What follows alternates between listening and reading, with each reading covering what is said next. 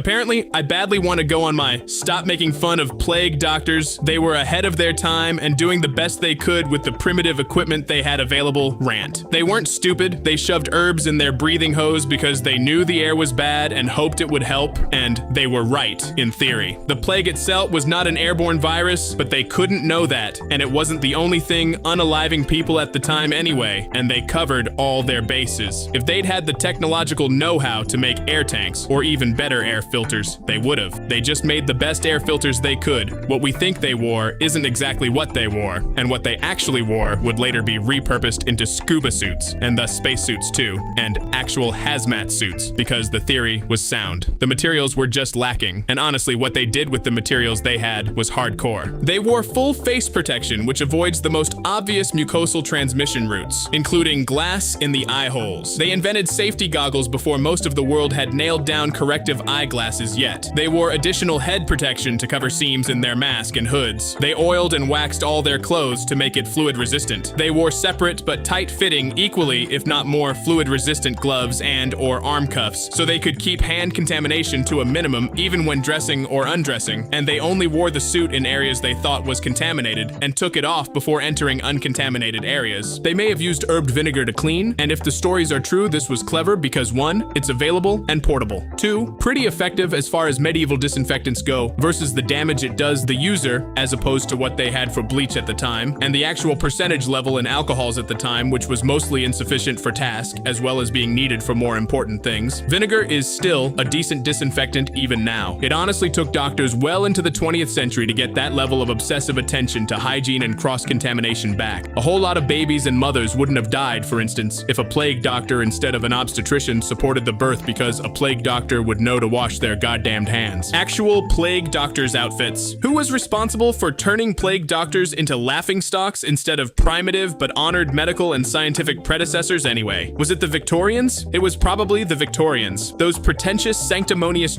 ruined everything.